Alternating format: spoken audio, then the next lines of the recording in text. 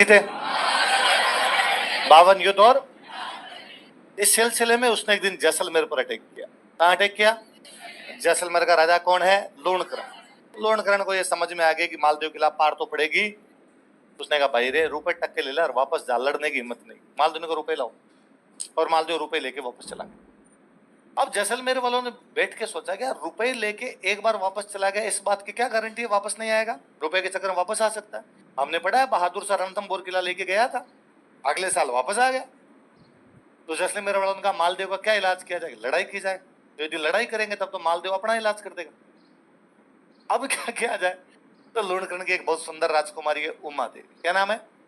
तो कहा उमा देवी की शादी मालदेव से कर दी जाए। एक तीर से दो शिकार। एक तो मालदेव अपना जमाई बन जाएगा तो अटैक नहीं करेगा। उमा देवी के लिए अच्छा राजा, अच्छा राजकुमार चाहिए। मालदेव उस समय सबसे बड़ा हिंदू राजा है। मालदेव से बड़ा हिंदू राजा कौन है? यदि उमा देवी की शादी मालदेव के साथ होती और अच्छी बात। मालदेव के पास समाचार भेजा गया भाई जैसलमेर वाले तेरी शादी उमा देवी से करना चाहते। मालदेव ने कहा हो मैं तो तैयार हूं, बारात लेके। मालदेव बारात लेके गया। बारात लेके गया था, बड़ी बारात गई मालदेव की, खूब सारी लोग इकट्ठे हुए बारात देखने के लिए। महिलाएं बारात देखने के लिए गई, पर दुल्हन घर से बाहर कैसे निकले? सब आके सूचना देगा रहे मालदेव जी की बड़ी बारात आई, इतने हाथी, इतने घोड़े, इतने ऊंट। मालदेव जी खुद हाथी पे बैठ गए, क्या फूट लग रहे हैं मालदेव जी। दुल्हन को मन में लगेगा यार मैं भी मेरी बारात देखूं, बाहर नहीं जा सकते। तो उसे लगा कि किला हमेशा ऊंचाई पर होता है, नीचे सब कुछ दिखता है। यदि मैं किले के ऊपर चढ़ के देखूंगी तो मुझे वो नीचे जगह दिख जाएगी जहां बारात रुकी, बारात भी दिख जाएगी, मैं देख के आती। उमा देवी जब किले के ऊपर चढ़ रही थी तो सीढ़ियों के पास में एक कमरा था, उस कमरे में लड़ाई की आवाज है। उसने कान लगाए, उसके मम्मी पापा ही लड़ रहे थे। और लूणकरण अपनी रानी से कह रहा था कि मालदेव जैसे ही फेरों के अंदर आएगा मैं पकड़ के मार दूंगा उसको। यार क्या बात करते हो, अपने जमाई है बेटी से शादी करने के लिए। उसने कहा शादी है, दबाव में आके इसके साथ शादी करनी पड़ रही है। थोड़े दिन पहले अपने से रुपए लेके गया था, बदला लूंगा। युद्ध में तो मरेगा नहीं, आज अकेला होगा, मारेंगे इसको। अरे तो बेटी विधवा हो जाएगी, उनका सती कर देंगे, इसको मारेंगे आज। और यदि तूने किसी को बताया तो पहले तेरे को मारूंगा। अब ये बात उमादेव ने सुनी। उमादेव पसोपेश में एक तरफ उसके पिता है जो मालदेव को मारना चाहते हैं, एक तरफ मालदेव है जो उसका होने वाला पति है। उसे लगा भाई अब अपने किसका साथ दिया जाए। और उसे लगा कि हिंदू धर्म कहता है कि सगाई अपने आप में आधा विवाह है, मुझे मालदेव का साथ देना चाहिए। उसने मालदेव जी के पास समाचार भेजा कि मालदेव जी आज जब फेरों में आओ तो थोड़े सावचेत रहना, आपके साथ यहाँ पे घात हो सकती है, विश्वासघात हो सकता है, धोखा हो सकता है। मालदेव जी ने पर्ची पटका, थैंक यू उमादेव, पहली बात तो मैं इनसे वैसे नहीं मरता, पर तूने कह दिया तो थोड़ा मैं ध्यान रख लूंगा। मालदेव ने अपने साथ में दो बड़े बड़े बॉडी बिल्डर टाइप के बाराती थे, उनको कहा तुम्हारा एक ही काम है, जब तक फेरे नहीं हो जाए लूणकरण को पकड़ के बाहर बैठे रहना, बाकी मैं देख लूंगा मेरे हिसाब से। भाई मारेगा कौन? लूणकरण। लूणकरण को फेरों में नहीं आने दूंगा मैं। गए मालदेव जी, तोरण वोरण हुए, अंदर फेरों में जाके जैसे ही बैठे, लूणकरण तब तक बाहर घूम रहा था। लूणकरण अंदर जाने लगा, वो दोनों बॉडी बिल्डर जोधपुर वाले तैयार बैठे, उनका भाई साहब ध्यान किधर है, हीरो इधर है, कहाँ जा रहे हो? कब से भागे भागे घूम रहे हो? इतनी दूर से बारात आई है, हम बाराती आए, हमारे साथ बैठो यार, बातें करो, दो पेक बनाओ लूणकरण जी। और लूणकरण जी ने कहा अरे नहीं नहीं नहीं नहीं, मेरे घर में बेटी की शादी है, मुझे काम करने हैं। क्या काम है? राजा के काम करने के 100 लोग होते हैं, कोई कर लेंगे। लूणकरण को लगा मराठी यार अंदर तो नहीं जान देंगे। हाँ नहीं, लूणकरण ने कहा अरे मुझे कन्यादान करना है, कन्यादान करने के लिए जाना। उनका कन्यादान भी कोई कर देता है, बड़ा भाई कर देता है, तेरा बड़ा भाई कर सकता है, चाचा ताऊ किसी से कन्यादान करवा लेते हैं। और वास्तव में कन्यादान गांव में कोई कर देता है। मैंने फिल्मों में आके दो चीजें देखी, एक तो कन्यादान पिताजी ही करते हैं, फिल्मों में शहरों के अंदर देखा, शहरों वालों ने फिल्मों वालों सीख लिया, इसलिए हर मूवी में आता है कन्यादान के समय कन्या के पिता को बुलाइए, और कन्या के पिता को उसी समय गायब होना होता है। सब ढूंढते रहते कन्या के पिता कहाँ है, कन्या के पिता कहाँ है। गांव के अंदर पंडित जी को जो दिख जाता है ना बड़ा भाई, कि लड़की की शादी में लड़की के घर वाले भी नए कपड़े पहनते हैं। मतलब मेरी बहन की शादी है तो मैं नए कपड़े पहनूंगा, मैं हमारे घर वाले भी नए कपड़े पहनेंगे? भाई साहब नए छोड़ो, पुराने भी ढंग के नहीं मिलते हैं, इतनी खराब हालत रखते हैं गांव के अंदर।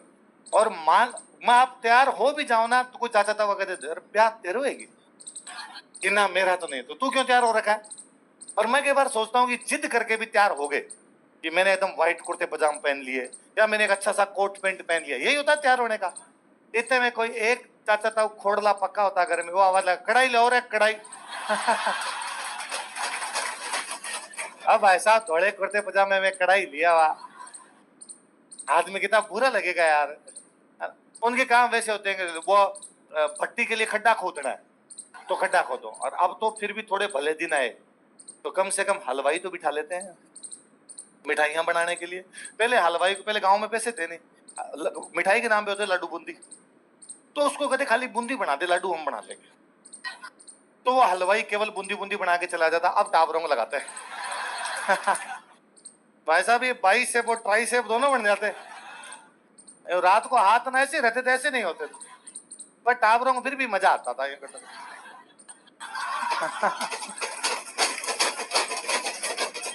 बूंदी खाने को भी तो मिलेगी, बूंदी कहाँ पड़ी थी भाई साहब खाने के लिए। तो अब जाके भले दिन है। शहरों के अंदर मैं देखता हूँ कि लड़की की शादी है, उसके भाई ने कभी किसी चले जाओ यहाँ पे, सब ऊपर तक कोट पैंट एकदम बंद किए हुए। मगर यार तुम लड़की के भाई हो, लग ही नहीं रहे यार, तुम तो बाराती टाइप के लग रहे हो। फिर पता कैसे चलेगा कि ये बाराती रे घर वाले? घर वाले एकदम यूं रहने चाहिए सामान्य कपड़ों के अंदर, बाराती यूं तैयार हो गए 3 बार डीओ छिड़क के आए, तो उनका समझ में आता। और अब क्या काम करने वाले लोग खूब सारे होते हैं, घर वालों को मौका मिल जाता हो, तो लूणकरण जी को वहीं बिठा लिया, नहीं जाने दिया, नहीं जाने दिया। अगले दिन उमा दीदी की विदाई भी, राजकुमारी की विदाई होगी। पहले जब राजकुमारियों की विदाई होती तो उनके साथ में काम करने के लिए खूब सारी महिलाएं दी जाती, नौकर चाकर दिए जाते। हम पढ़ते हैं कि पन्ना दहाय है, मैंने बताया दहाय कौन होते हैं? राजकुमारों को पालने के लिए, तो मतलब बच्चों के पालन पोषण के लिए जब महिलाएं हैं अलग से, बाकी सब भी खूब सारी जो महिलाएं हुआ करती, महिलाएं पुरुष खूब सारे साथ भेजते, भाई नौकर चाकर साथ में भेजे जाए राजकुमारी के। तो वो जब साथ में जो नौकर चाकर भेजे जा रहे थे, उनमें से एक महिला साथ में भेजी गई, उसका नाम था भारमली। क्या नाम था? वहां पे जैसे जोधपुर पहुंचे, शाम को मालदेव जी अपने महलों के अंदर पधारे, समाचार भेजा कि भाई मालदेव जी अपने महलों के अंदर आ गए। उमा दे अपना श्रृंगार कर रहे थे, तो उनको आगे किसी नौकरानी ने कहा भाई मालदेव जी अपने महलों में पधार गए। तो उमा देव लगा भाई मुझे समय लगेगा अभी श्रृंगार के अंदर, तो उन्होंने भारमली पास में बैठती, भारमली कहा भाई तुम जाओ और मालदेव जी को जाकर दो, मुझे अभी समय लगेगा। भारमली मालदेव जी के पास गई, मालदेव जी नशे में थे, भारमली सुंदर थी। इस बात का पता उमा दे को चला, उमा दे ने कहा है फर्जी आदमी, और आज के बाद मैं तेरा तो मुंह देखना भी पसंद करूंगी। तो लिटरली उमा दे ने उसके बाद मालदेव कभी मुंह ही नहीं देखा, वो जोधपुर छोड़ के चली जाती। उसने कहा नहीं, मैं, मेरा जीव नहीं मानता ऐसे व्यक्ति को पति स्वीकार करने में। वो तारागढ़ रहती है।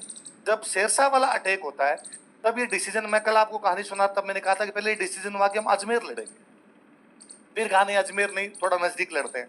तो जब ये बात है कि अजमेर लड़ेंगे, तो उमादेव को पता चला कि मालदेव अपनी सेना लेके कहाँ आ गया? अजमेर।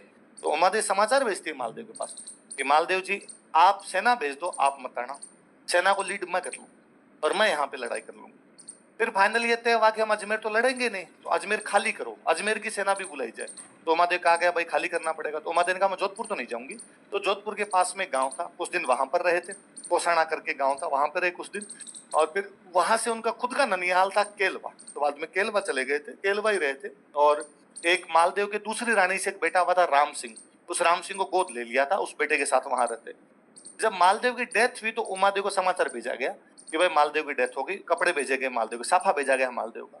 उमादेव सती हो जाती है वहां। उसने कहा मालदेव ने अपने पति होने का धर्म नहीं निभाया था, मैं अपने पत्नी होने का धर्म, उस समय यही था सती हो जाना, मैं अपने पत्नी होने के धर्म से कभी भी पीछे हटूंगी। वास्तव में उमादेव वाली कहानी तो इतनी है। पर उमादेव जब जोधपुर के पास के गांव में थे, शेरशाह का अटैक समाप्त हो जाता है, मालदेव सिवाना से वापस जोधपुर पे कब्जा कर लेता है, तब मालदेव को ये रियलाइज होता है कि यार मैंने गलत किया और उमादेव के साथ जो भी हुआ उसमें गलती मेरी है। तो वो एक उसके दरबार में कवि है, उनका नाम था ईसरदास जी। क्या नाम था? मालदेव ईसरदास जी कहता कि ईसरदास जी जाओ और रानी उमादेव को मना के वापस लाओ।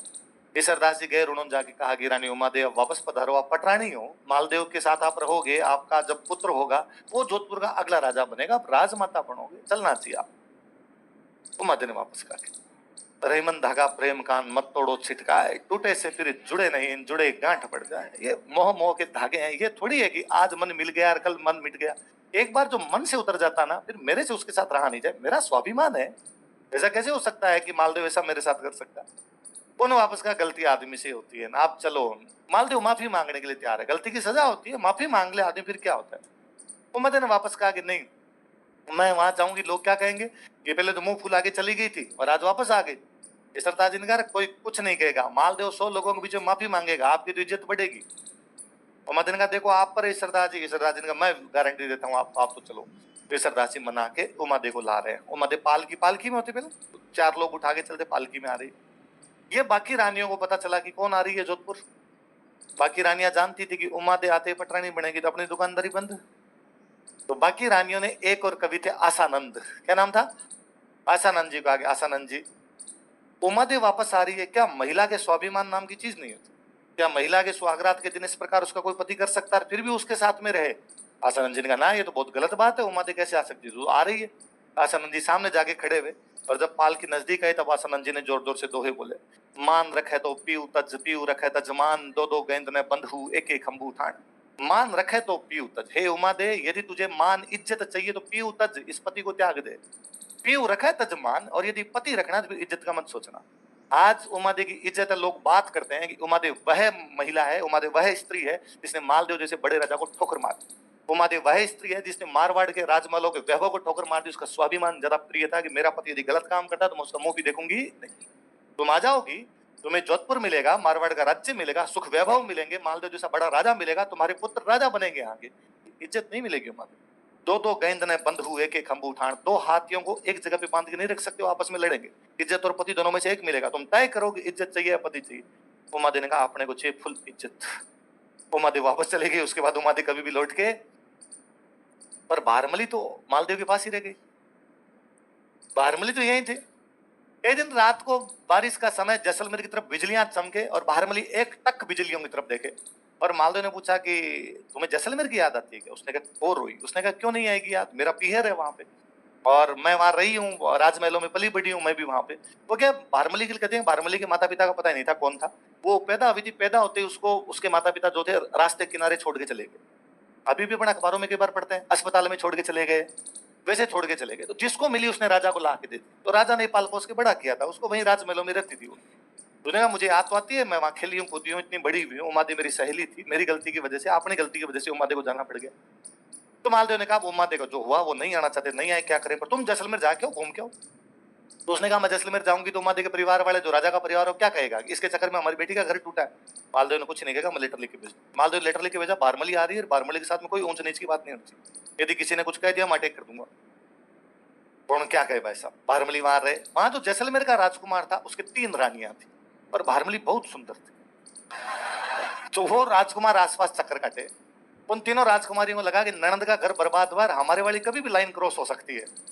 उन 3 रानियों में से एक रानी बाड़मेर में एक जगह पड़ती है कोटड़ा, क्या जगह है, वहां का एक बंदा था बाघ सिंह, क्या नाम था, और डाकू टाइप का आदमी था, बागा कोटड़िया। कोटड़ा का था इसलिए कोटड़िया, बाघ सिंह था इसलिए क्या हो गया, बाघ। उसकी बहन। उन बाकी 2 रानियों ने कहा तेरा भाई बागे कोटड़ी को बता, वो कोई इंतजाम कर सकता। उस बहन ने अपने भाई को बुलाया, भाई को बुला कहा वैसे तो आप बड़े भैया हो, मैं आपको ऐसी बात क्या ही बताऊं, पर आपसे कौन सी बात छुपी हुई है, ये बारमली हमारी ननद का घर बर्बाद करके आई है, हमारे वाला कभी भी टूट सकता है। बागान का चिंता मत करो, कल जब मैं रवाना होने लगूं तो तिलक निकालने के लिए तू मत आना, इस बारमली को भेज देना। अभी भी हम बहन के घर जाते हैं, रवाना होते हैं, बहन तिलक करती है। देखा ठीक है, गाँव बोलते हैं सीख देना, क्या देना, सीख। वो सह को तुम है बोल दे तो हीख देना, बाकी सीख देना होता हो। तो उसने कहा सीख देने के लिए तू मत आना, तिलक निकालने के लिए तू मत आना। अगले दिन बाघ सिंह जैसे रवाना होने लगा और जैसलमेर ने कहा अरे क्या हुआ, इतनी जल्दी क्यों रहना? उसने कहा कोटड़ा काम है जाना मेरे को। अरे तो सीख तो लेके जाओ, कहो भाई कहो इनकी बहन को फटाफट सीख दे। उन दोनों भाइयों बहनों की सेटिंग आपस के अंदर, तो जाके जैसे ही कहा उसने कहा अरे मैं तो नहा ही नहीं, मेरे तो लुगड़ी पता नहीं कहाँ चली गई, अब मैं कैसे सीख देने जाऊंगी बाहर। बारमली नहा धो के तैयार बैठी। उसने कहा बारमली तिलक कित निकालना, तू निकाल दे। बारमली ने कहा मैं निकाल। बागा ऊंट के ऊपर बैठा है, उसने कहा मैं थोड़ा नीचे झुकता हूँ, तू ऊपर बैठे बैठे मेरे तो निकाल दे। ठीक है, बारमली जैसे हाथ ऊपर करके उससे तिलक निकालने लगी, उसने हाथ पकड़ा, बारमली ऊंट पे बिठा लिया और बागा बारमली को लेके जैसलमेर से कोटड़ा आ गया। जैसलमेर से कोटड़ा आते आते बागा को बारमली से, बारमली को बागा से बेनता मोहब्बत। राजस्थान की सबसे अच्छी कोई प्रेम कहानी है तो बागा बारमली है। कौन सी है? जहां तरवरता है मोरियो और जहां सरवरता है हंस, जहां बाग होता है भारमल, जहां दारूता है मंस। जहां तरवरता है मोरियो, जहां जहां पेड़ होंगे वहां वहां मोर होंगे, जहां सरवरता है हंस, जहां जहां तालाब होंगे वहां वहां हंस, जहां बाग होता है भारमल, जहां जहां बागा रहेगा वहां वहां, जहां दारू होता है मंस। जैसे जहां जहां शराब होती है वहां वहां क्या होता है। अब ये बात मालदेव को पता चली कि भारमली को कौन ले गया, बागा। तो उसने कहा अटैक कर दो। लोगों का साहब अटैक मत करो, डाकू टाइप का आदमी है, लेके आगे भाग गया, हाथ नहीं आया तो बेइज्जती होगी, सब मारवाड़ की सेना गई, हाथ ही नहीं आया। तो मालदेव ने कहा रुको। वो उस दिन उमादे आ रही थी तो सामने कौन गया था रे, दो ही बोलने। आसानंद जी ने कहा मैं। तो आसानंद जी आपके चक्कर में उमादे वापस गई, आप भारमली को लाओ। ठीक है, तो अब भारमली को मनाने के लिए कौन गए? आसानंद। बाघा को पता चला कि मेरे से मिलने के लिए कौन आ रहे हैं? आसानंद। बाघा बड़ा ही दिलदार आदमी था, आसानंद जी के सामने चला के गया। आसानंद जी खुद पालकी में उठा के लेके आए। अरे इतना विद्वान आदमी हमारे कोटड़े की धरती पर है। आसानंद जी वहां रहे, बाघा बड़ी इज्जत करता, शिकार खेलने के लिए साथ में लेके जाता, बड़ा ध्यान रखता। और हसन जी नोटिस किया कि यार बाघा मेरी बहुत इज्जत करता है। उन्होंने ये भी नोटिस किया कि भारमली और बाघा आपस में बहुत प्यार करते हैं। आसानंद जी वहीं रह गए, वापस गए ही नहीं। फाइनली जब बाघा मरता है तो भारमली सती हो जाती है। आसानंद जी पागल हो गए। आसानंद जी जगह जगह दीवारों में सिर भिड़ा भिड़ा के घूमते रहते। थोड़ ठोड़ पग तोड़ करस्या पेट रहे कारण है, रात दिवस राठौड़ बिसरिया नहीं बाग जी। हे बागा, तेरी याद एक पल भी मेरे दिल से जाती नहीं। जैसे फूल झड़ जाता है लेकिन फिर भी उसकी सुगंध नहीं जाती, बागा तू चला गया पर तेरी याद मेरे मन से जाती। हर दिन चाहिए